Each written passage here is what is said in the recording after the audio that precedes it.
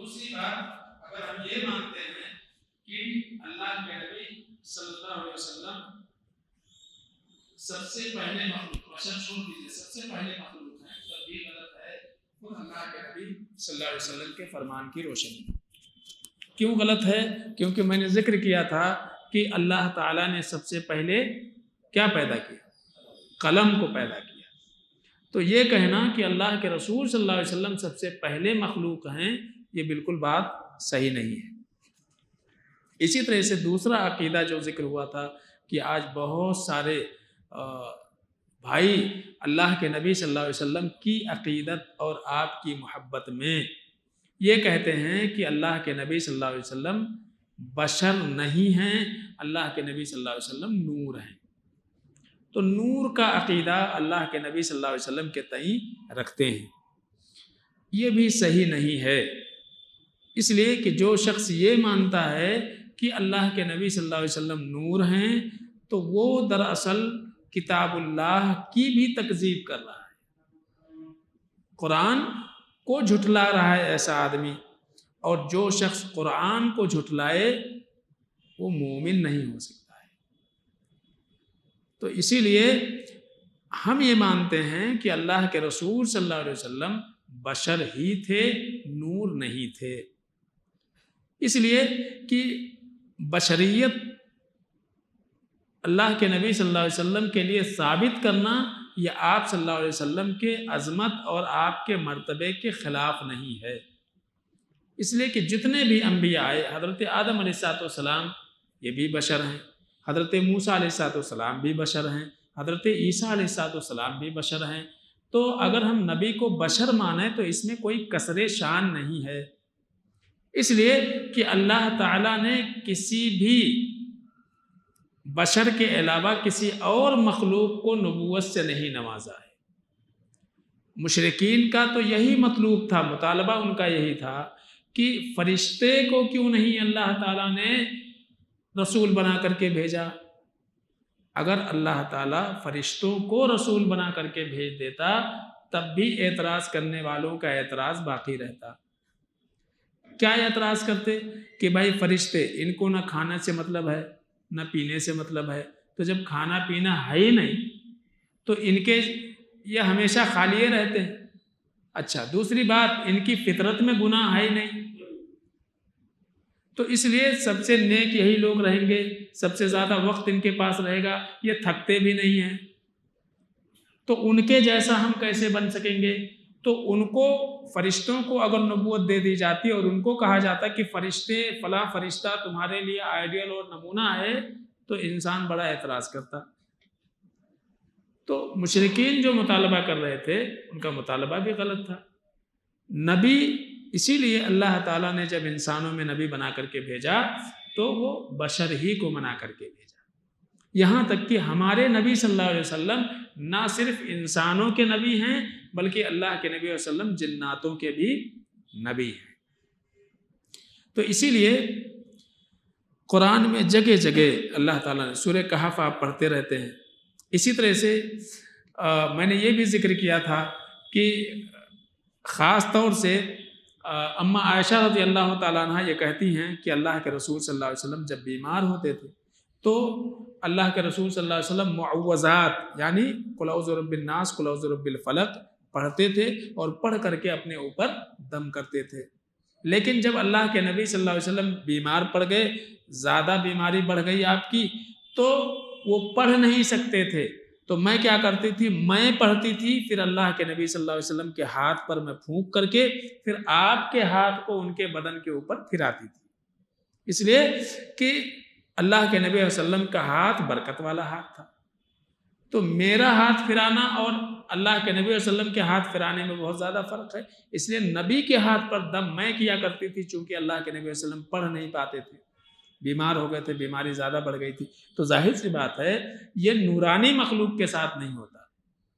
کبھی ہم نے نہیں سنا کہ حضرت جبریل امین بیمار پڑ گئے تھے اس لیے وہی لے کر کے نہیں آئے، سمجھ رہے نا، کبھی ہم نے نہیں سنا۔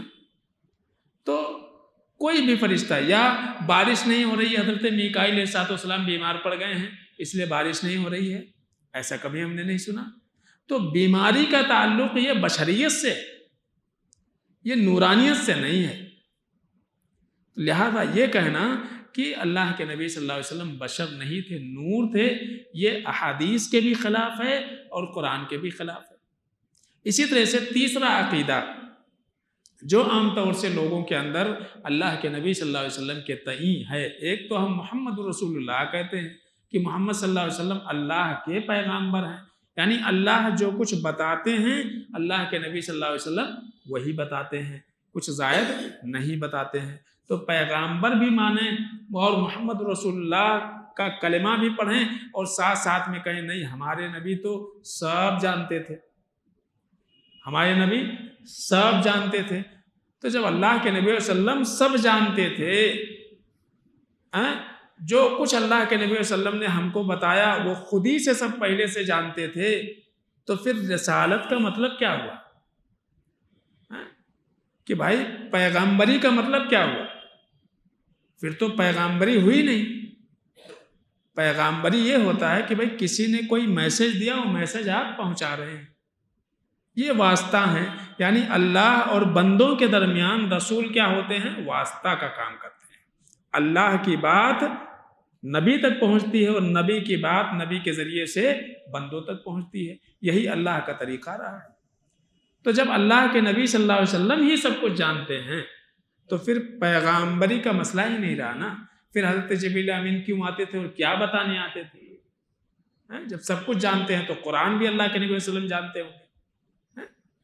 تو اور اسی طرح سے جنت کے تئیں، جہنم کے تئیں، عذاب قبر کے تئیں اور بہت ساری جو نشانیاں اللہ کے نبی صلی اللہ علیہ وسلم نے بیان فرمائی، اس کو سن کر کے یہ کہنا کہ دیکھو کیا اللہ کے نبی صلی اللہ علیہ وسلم نے دجال کے بارے میں نہیں بتایا؟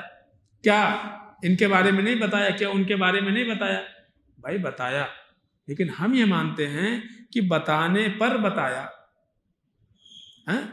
اللہ نے ان کو بتایا، انہوں نے ہم کو بتایا۔ تو وہ راز کہاں رہا؟ وہ غیب کہاں رہی؟ غیب تو یہ ہوتی ہے کہ آدمی بغیر کسی ذرائع کے کوئی بات کہے، بغیر کسی واسطہ وسیلہ کے۔ یہاں تو بیچ میں اللہ ہے، پھر حضرت جبریل امین ہیں، پھر اس کے بعد اللہ کے نبی صلی اللہ علیہ وسلم ہیں۔ اللہ تعالیٰ جو ہے وحی دے کر کے حضرت جبریل امین کو پھر اللہ کے نبی صلی اللہ علیہ وسلم تک بھیجتا تھا۔ تو اللہ کے رسول صلی اللہ علیہ وسلم نے اتنا ہی بات بتائی، وہی بات بتائی جو امت کے لیے ضرورت تھی، اور اللہ کے نبی صلی اللہ علیہ وسلم نے اپنی طرف سے کوئی بات نہیں کہی ہے۔ اپنی طرف سے اللہ کے نبی صلی اللہ علیہ وسلم نے کوئی بات، اگر ہم یہ مانتے ہیں کہ اللہ کے نبی صلی اللہ علیہ وسلم غیب کا علم رکھتے تھے تو اس کا مطلب اللہ کے نبی صلی اللہ علیہ وسلم جو کچھ بتاتے تھے سب اپنی طرف سے بتاتے تھے، یہی بات تو ہوگی۔ لیکن قرآن کیا کہتا ہے؟ قرآن کہتا ہے ما ینطق عن الہوا، اللہ کے نبی صلی اللہ علیہ وسلم خود سے کچھ نہیں بولتے تھے۔ ان ہوا الا وحی یوحی، اللہ کے نبی صلی اللہ علیہ وسلم جو کچھ بولتے تھے وہ کیا تھی؟ وحی ہوا کرتی تھی۔ اور وحی کہاں سے آتی ہے؟ من جانب اللہ، اللہ کی جانب سے ہوتی ہے۔ تو قرآن کے بھی خلاف ہے۔ تو غیب جو ہے ایک ایسا معاملہ ہے جو صرف اللہ جانتا ہے، جو صرف اللہ جانتا ہے۔ اللہ کے علاوہ اللہ کے مقرب فرشتے بھی نہیں جانتے، نہ ہی رسول جانتے ہیں۔ اللہ کے نبی صلی اللہ علیہ وسلم یا فرشتے اتنا ہی جانتے ہیں جتنا کہ وحی کے ذریعے سے ان کو بتایا جاتا ہے۔ اسی لیے اللہ فرماتے ہیں عالم الغیب، اللہ کی صفت کیا ہے؟ عالم الغیب۔ یہ کس کی صفت ہے؟ اللہ کی صفت ہے، سمجھ گئے؟ آگے آئے گا ابھی انشاءاللہ آج کے درس کے بعد، پھر ہم توحید کے مسائل لیں گے، توحید کی قسمیں کل سے شروع ہوں گی۔ تو اللہ کی ایک صفت کیا ہے؟ عالم الغیب۔ اللہ کیا ہے؟ غیب کا عالم ہے۔ اب ہم یہ کہیں کہ نہیں، عالم الغیب اللہ بھی ہیں اور عالم الغیب نبی بھی ہیں، تو نبی کو اللہ والی صفت دے دینا ہوئی نا، فرق کیا رہا؟ یہ تو اللہ کی صفت ہے بھائی، عالم الغیب، غیب کا علم ہونا۔ اللہ فرماتے ہیں عالم الغیب، اللہ عالم الغیب ہے، فلا یظہر علی غیبہ احدا، اللہ کے سوا اللہ کے غیب پر کوئی دوسرا کسی دوسرے پر ظاہر نہیں ہو سکتا ہے، الا من ارتضی من رسول، مگر جتنا اللہ اپنے رسولوں کو چاہے دے دے۔ تو اللہ جتنا چاہتا ہے اتنا غیب کی چیزیں دے دیتا ہے رسول کو۔ پھر جو ہے اللہ فرماتے ہیں قرآن عزیز کے اندر کہ مفاتیح الغیب عندہ مفاتیح الغیب، اللہ کے پاس غیب کی کنجی ہے، اللہ کے پاس غیب کی کنجی ہے، مفاتیح۔ تو کنجی جس کے پاس ہوتی، خزانہ بھی اسی کے پاس رہتا ہے نا۔ خزانہ میرا، میں کنجی آپ کے پاس تھوڑی رکھتا ہوں، میرا خزانہ ہے تو کنجی میرے پاس رہے گی۔ تو مفاتیح الغیب، غیب کی کنجی اللہ کے پاس ہوتی ہے، تو اس خزانے میں سے اللہ جب چاہتا جس کو جتنا چاہتا دے دیتا ہے۔ تو یہ ساری چیزیں جو ہیں اس سے یہ پتہ چلتا ہے، اسی لیے عقیدہ ہمارا یہ ہے کہ اللہ کے نبی صلی اللہ علیہ وسلم غیبی امور میں سے اتنا ہی جانتے تھے جتنا کہ اللہ نے ان کو بتایا۔ لیکن کوئی شخص یہ کہے کہ نہیں اللہ کے نبی صلی اللہ علیہ وسلم بغیر کسی واسطے وسیلے کے وہ غیب کا علم رکھتے تھے، فقد کذب القرآن الکریم، تو اس نے قرآن کریم کو جھٹلا دیا۔ اور اسی طرح سے کئی ساری، دیکھو اگر اللہ کے نبی صلی اللہ علیہ وسلم غیب کا علم رکھتے تو بہت ساری ایسے واقعات اللہ کے نبی صلی اللہ علیہ وسلم کے زمانے میں ہوئے جو نہیں ہوتے تھے۔ مثلا آپ کی پیاری بیوی حضرت عائشہ صدیقہ رضی اللہ تعالیٰ عنہ، ان کے اوپر بدکاری کا تہمت لگے ہوئے ہیں۔ اب جب آپ عالم الغیب ہیں تو آپ پہلے دن بول دیتے تھے اس نے بدماشی کی بھی، لالی ہوتے پکڑ کے صحابہ کو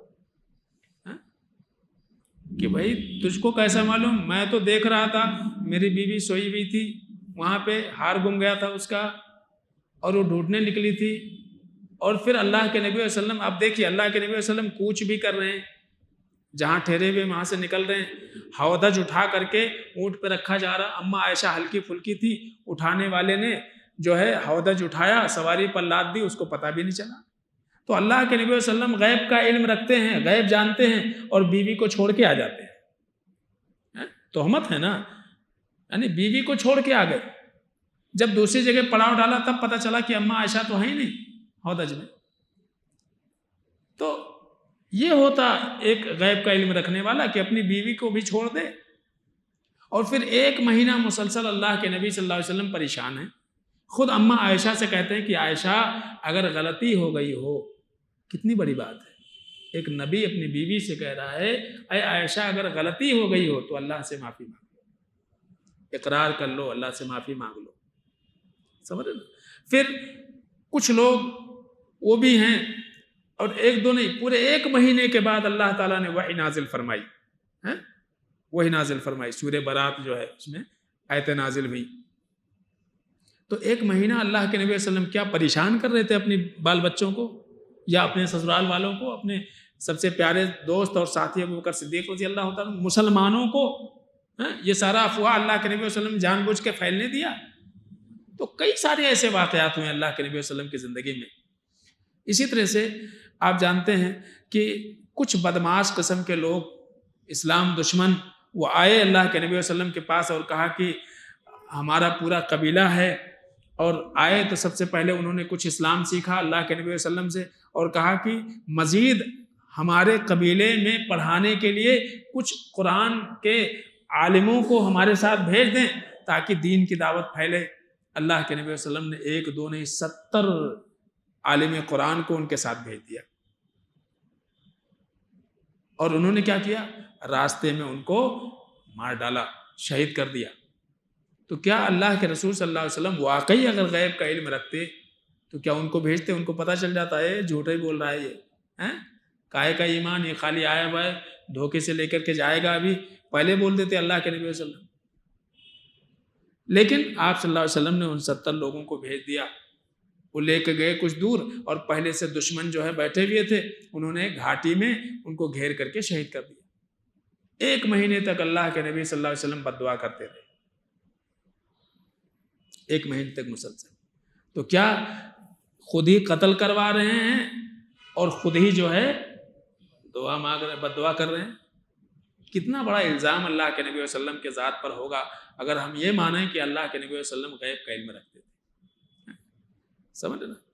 اسی طرح سے اگر اللہ کے نبی صلی اللہ علیہ وسلم حمزہ رضی اللہ تعالیٰ عنہ سے کتنی محبت کرتے تھے اللہ کے نبی صلی اللہ علیہ وسلم، اگر جانتے کہ غزوہ احد میں شہید ہو جائیں گے تھوڑی بھیجتے، بولتے چچا تم مت جاؤ، ہم دیکھ رہے ہیں تمہاری شہادت ہو جائیں گی، تو جان بوجھ کے بھیج دے رہے اللہ کے نبی صلی اللہ علیہ وسلم۔ تو ایسی کئی چیزیں ہیں، کئی واقعات اللہ کے نبی صلی اللہ علیہ وسلم کی زندگی کے ہیں۔ تو واقعات بھی یہ بتلاتے ہیں، قرآن بھی یہ کہتا ہے کہ غیب، عالم الغیب، یہ صفت صرف اللہ کی ہے، اللہ کے علاوہ کسی اور کی نہیں۔ لہذا اللہ کے نبی صلی اللہ علیہ وسلم کو اگر ہم عالم الغیب نہیں مانتے ہیں تو اس سے آپ صلی اللہ علیہ وسلم کے نبوت و رسالت پر کوئی فرق نہیں پڑتا ہے، آپ کی عزت شان نہیں گھٹتی ہے۔ یہ کون سی محبت ہے کہ اللہ والی صفت نبی میں مان لیا جائے؟ یہ تو نبی کی توہین ہوگی۔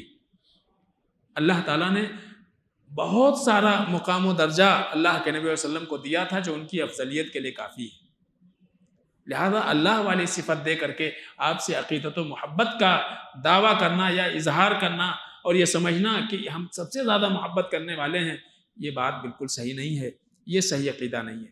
اسی طرح سے اللہ کے رسول صلی اللہ علیہ وسلم کے تئیں ایک اور عقیدہ رکھا جاتا ہے، وہ یہ کہ اللہ کے نبی صلی اللہ علیہ وسلم نفع نقصان کے مالک تھے، اور آج بھی اللہ کے نبی صلی اللہ علیہ وسلم کے نبی کے صدقے طفیل میں اللہ میری دعا قبول کر لے۔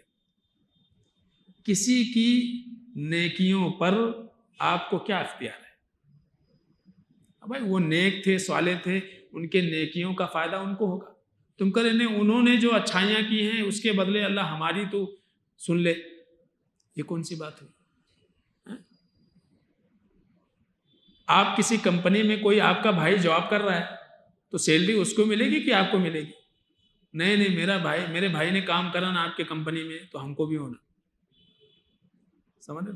میں اللہ کے نبی صلی اللہ علیہ وسلم نے جو بھی سب سے افضل البشر، افضل الانبیاء، اگلے پچھلے سارے گناہ معاف، ان کے صدقے طفیل، ان کی گئی نیکیاں ہم کو کیسا ملیں گی؟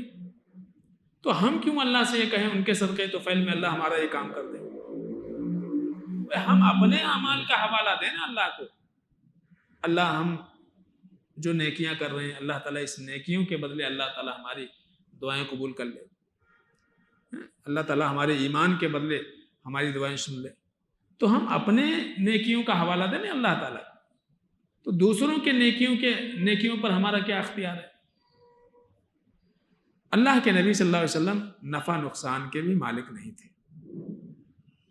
خود اللہ تعالیٰ نے نبی کی زبانی نبی سے کہلوایا، قل لا املک لنفسی نفعا ولا ضرا الا ما شاء اللہ۔ اے نبی آپ لوگوں سے بتا دیں کہ میں تمہارا تو چھوڑو، اپنے نفس، اپنے تئیں نفع نقصان کا مالک نہیں کہ جیسا چاہوں اپنے کو فائدہ پہنچا لوں، جب چاہوں اپنے کو نقصان پہنچا لوں، نہیں۔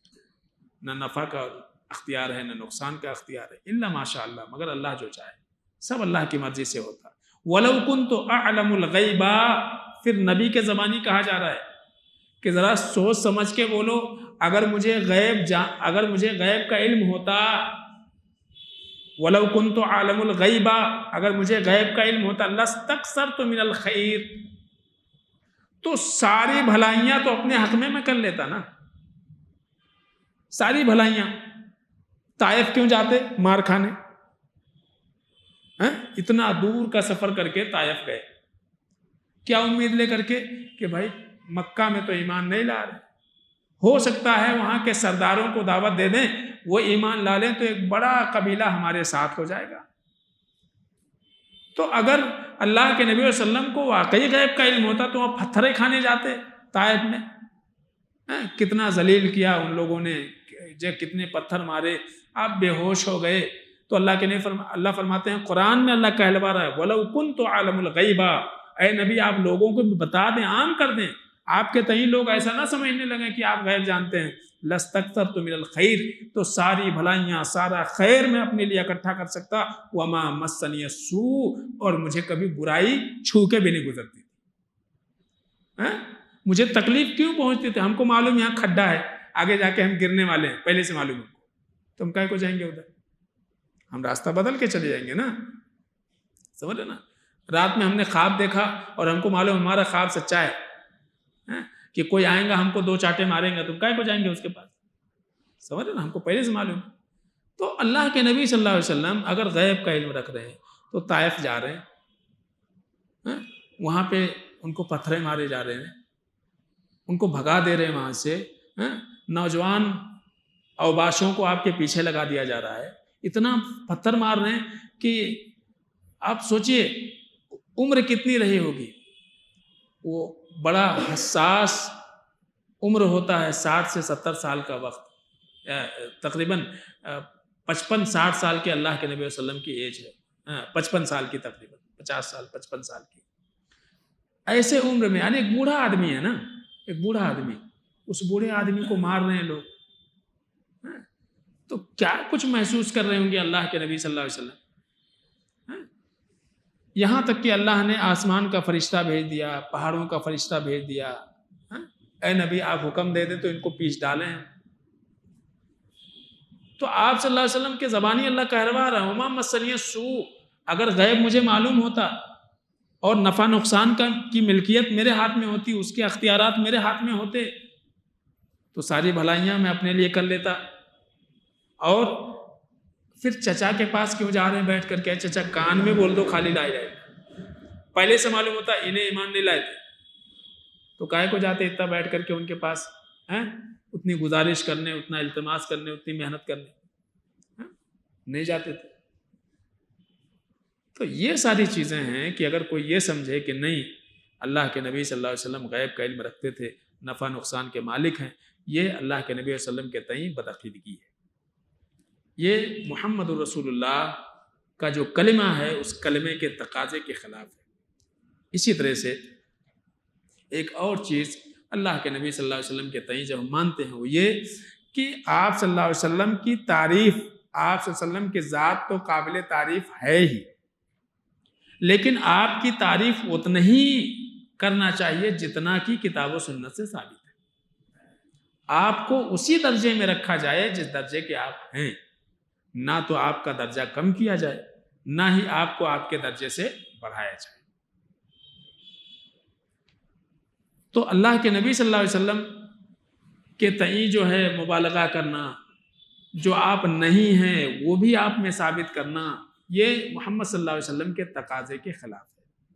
آپ صلی اللہ علیہ وسلم نے منع کیا ہے کہ ہماری تعریف میں کچھ ایسی باتیں جوڑی جائیں جو ہمارے شان کے لائق نہیں ہے، جو ہم نہیں ہیں، یہ غلط ہے۔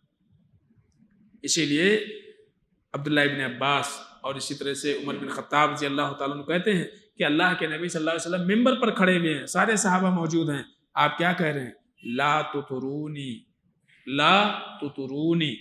لا تطرونی کا مطلب یہ ہے کہ میری تعریف میں مبالغہ مت کرو، جو میرا مقام ہے، میرا وہی مقام اپنے دل میں اندر بھی رکھنا اور وہی لوگوں سے بیان بھی کرنا۔ لا تطرونی، مجھے حد سے زیادہ میری تعریف کر کے مجھے آگے بڑھانے کی کوشش نہ کرنا۔ کما اطرت النصارى عیسیٰ ابن مریم، جیسے کہ عیسیٰ علیہ السلام کے ساتھ میں ان کے ماننے والوں نے کیا۔ کیا کیا ان کے ماننے والوں نے؟ حضرت عیسیٰ علیہ السلام نبی ہیں، لیکن ان کے ماننے والوں نے کیا کہا؟ یہ اللہ ہیں، یہ کیا ہیں؟ اللہ ہیں۔ اللہ کے نبی صلی اللہ علیہ وسلم نے مثال بھی دے دی کہ عیسیٰ علیہ السلام کے ماننے والوں نے محبت میں، عقیدت میں اتنا غلو کیا کہ ان کو کہاں لے جا کے پہنچا دیا؟ الوہیت کے درجے پر لے جا کر کے فائز کر دیا، اللہ والی اوصاف جو ہے ان کے اندر ماننا شروع کر دیا۔ لہذا فإنما أنا عبدہ، میں اللہ نہیں ہوں، میں اس کا بندہ۔ فقولوا عبد اللہ ورسول، لہذا مجھے اللہ کا بندہ اور اللہ کا رسول ہی مانو، مجھے اللہ کا بندہ اللہ کا رسول ہی مانو۔ اسی لیے باقاعدہ کلمے میں بار بار دہرایا جاتا ہے اشہد ان محمدن عبدہ ورسولہ۔ یہ بار بار جو کلمہ شہادت ہے، ہم کس بات کی گواہی دیتے ہیں؟ وہ اشہد، ہم گواہی دیتے ہیں کہ اللہ کے نبی صلی اللہ علیہ وسلم اللہ کے بندے اور اس کے رسول، اللہ نہیں ہے، وہی جو مستوی عرش تھا خدا ہو کر اتر پڑا ہے مدینے میں مصطفیٰ ہو کر، ایسا بولتے ہیں کہ جو عرش پر تھا یعنی اللہ، وہی محمد صلی اللہ علیہ وسلم کی شکل لے کر کے مدینے میں آ گیا ہے۔ یعنی یہاں تک کہ کہتے ہیں کہ معراج میں حضرت جبریل امین نے اندر جو ہے لے جا کر کے جب سدرۃ المنتہا کے پاس پہنچایا، اندر جھانکا تو اندر بھی محمد اور باہر تو محمد ہیں ہی، نعوذ باللہ من ذالک، یعنی اندر بھی اللہ ہے اور باہر جو کھڑے ہوئے ہیں وہ بھی اللہ ہے۔ اس طرح کی باتیں کی جاتی ہیں، لہذا اللہ کے نبی صلی اللہ علیہ وسلم نے منع کیا ہے۔ یہاں تک کہ اللہ کے رسول، عید کا موقع تھا، چھوٹی چھوٹی بچیاں تھیں اور وہ نعت پڑھ رہی تھی، یعنی اللہ کے نبی صلی اللہ علیہ وسلم کی تعریف کر رہی تھی۔ نعت کہتے ہیں ایسی نظم جس میں اللہ کے نبی صلی اللہ علیہ وسلم کی تعریف کی جائے۔ تو تعریف کرتے کرتے کرتے کرتے انہوں نے اللہ کے نبی صلی اللہ علیہ وسلم کے تعلق سے کیا کہا؟ وَفِينَا نَبِيٌّ يَعْلَمُ مَا فِي غَدٍ، ہمارے نبی تو وہ ہیں جو کل کیا ہوگا یہ بھی جانتے ہیں۔ نظم پڑھتے پڑھتے انہوں نے ایک جملہ، اس میں ان بچیوں نے چھوٹی چھوٹی انہوں نے یہ جملہ پڑھ دیا۔ اللہ کے نبی صلی اللہ علیہ وسلم نے جب یہ بات سنی تو ان بچیوں کو کہا دعی ہذہ، یہ جو کلمہ تم نے ابھی بولا ہے یہ چھوڑو، یہ مت بولو، قولی بالذی کنت تقولین، اس سے پہلے جو تم بیان کر رہے تھے وہ بیان کرو، لیکن یہ جملہ مت ایڈ کرو، اس کو مت کرو، کیونکہ میں نہیں جانتا ہوں کل کیا ہونے والا ہے۔ تو یہ اللہ کے نبی صلی اللہ علیہ وسلم نے فوراً منع کر دیا، کہا کہ میں غیب نہیں جانتا۔ تو پتہ یہ چلا کہ اللہ کے رسول صلی اللہ علیہ وسلم پہلے مخلوق نہیں ہے، نمبر 2 اللہ کے نبی صلی اللہ علیہ وسلم بشر تھے، نمبر 3 اللہ کے نبی صلی اللہ علیہ وسلم نفع نقصان کے مالک نہیں ہیں، نمبر 4 اللہ کے نبی صلی اللہ علیہ وسلم غیب نہیں جانتے تھے، نمبر 5 اللہ کے نبی صلی اللہ علیہ وسلم کو ہم اسی مقام پر رکھیں گے جس مقام کے وہ ہیں، نہ تو ان کے مقام کو ہم گھٹائیں گے اور نہ ہی ان کے مقام کو ہم بڑھائیں گے، یہی مطلوب ہے۔ تو یہ تھی لا الہ الا اللہ محمد رسول اللہ۔ ہم جب پڑھتے ہیں یہ کلمہ تو یہ پڑھنے کے بعد ہمارے اوپر کیا ذمہ داری عائد ہوتی ہے یہ میں نے آپ کے سامنے رکھا۔ اللہ سے دعا ہے کہ العالمین ہم سب کو صحیح سمجھ عطا فرمائے، آمین یا رب العالمین۔